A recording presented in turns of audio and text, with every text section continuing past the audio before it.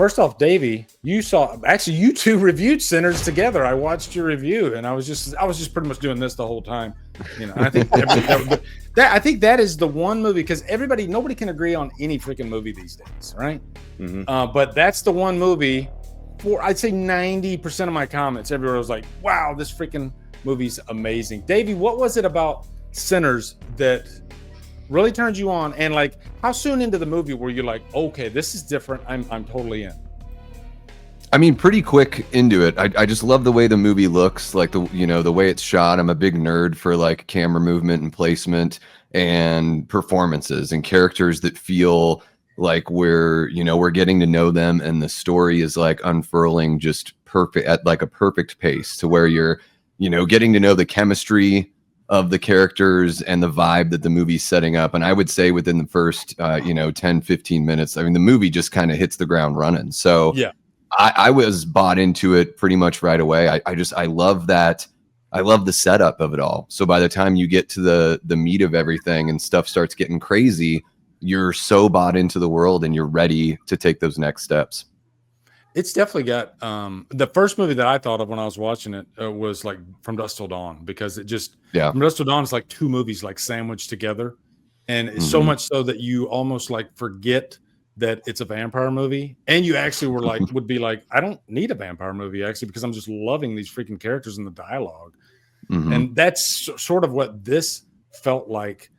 Cecil, do you are you a big Ryan Coogler fan? Because I am. Like, this is the first horror movie that he's done, but I have been on board with Coogler pretty much since Creed. I still haven't seen Fruitvale Station, but Creed I was like, wow, this is a really great filmmaker. And pretty much everything he's done since Creed I've quite enjoyed. No, I agree with you. I actually haven't gotten around to Fruitvale Station either, but now having seen Sinners, because both Creed and Black Panther, right, those are both in universes that are already kind of established. So there's only so much of himself he can show in these movies.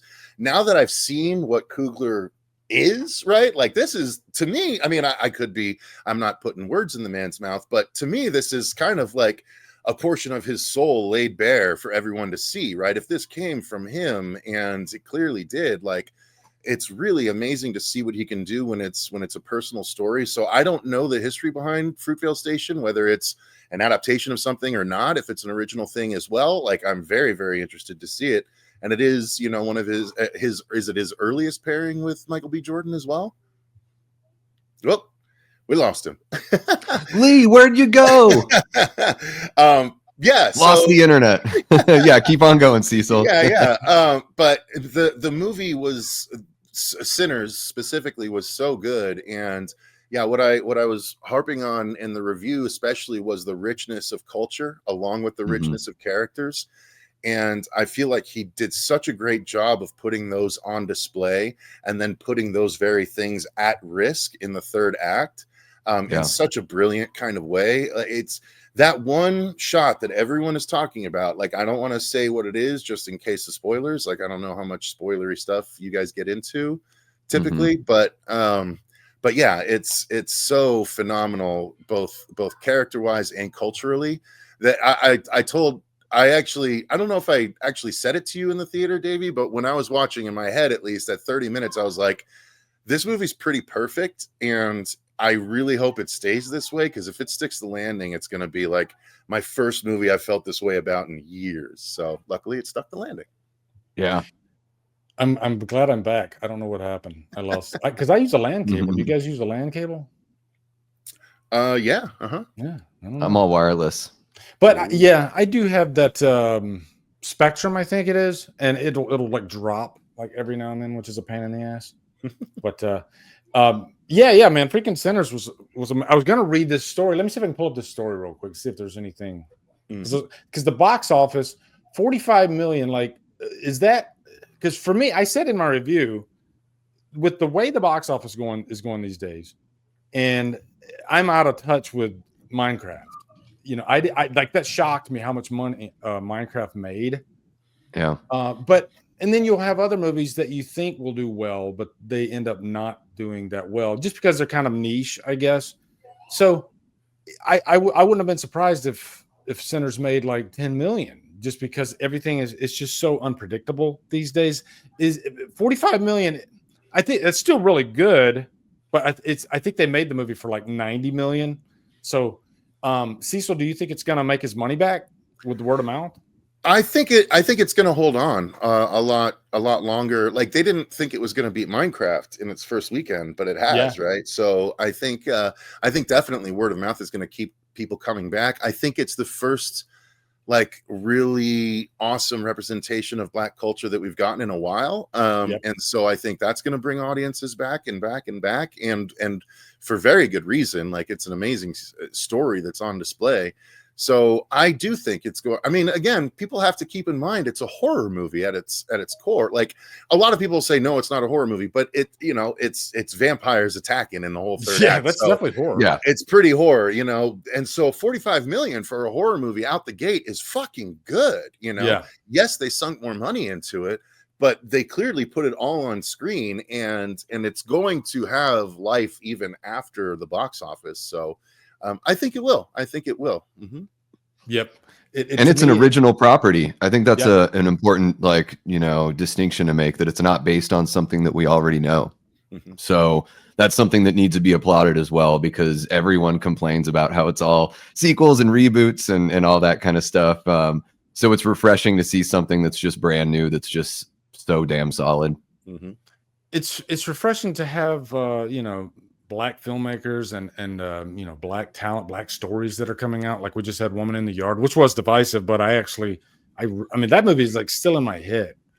But it was just, really controversial. Mm-hmm.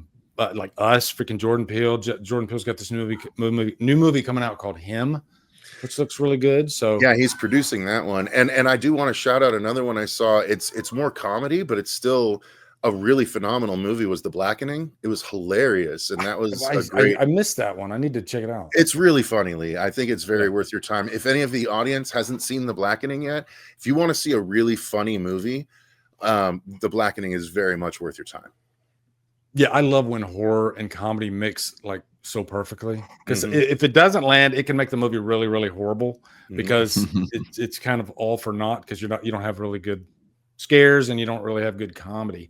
That's kind of how I felt about Hell of a Summer. For me, the comedy just didn't land, and the horror just wasn't there. And so yeah, exactly the problem Fuego and I had. Yep. Yeah. 5 reasons why Ryan Coogler and Michael B. Jordan's Sinners ruled the box office. Director Ryan Coogler and star Michael B. Jordan's R-rated horror thriller Sinners was #1 at the box office over the weekend, earning $48 million domestically and $63 million globally. Those ticket sales, the biggest debut in post-pandemic times for an original film, which that's cool, are a testament to Coogler and Jordan's box office bankability. They also proved to Hollywood that audiences will show up for more than just superhero sequels and time-tested action franchises. But Sinners will need to continue a strong run in multiplexes to turn a profit. That's because the studio spent $90 million to produce the film and roughly $50 million to $60 million on global marketing expenses. I mean, I could see that. I could see that budget in the film. It's a meaty film, for lack of a better word. I don't think I need to read any more of that though. But yeah, Sinners, fantastic, man. And I think I think horror is the one subgenre that just continues to truck on, no matter what's going on. Horror, there's always a hit in the horror genre that gets people talking, and oftentimes it's something original, which is not something you can say about every genre. Yeah, there's a reason that horror is the most profitable genre year after year after year. Yeah. And this movie, it's one you got to check out in the theater. I mean, we didn't even talk about the music, but it's damn near a rock opera. It's a lot of fun, and something that's like, experiencing it on the big screen is pretty special.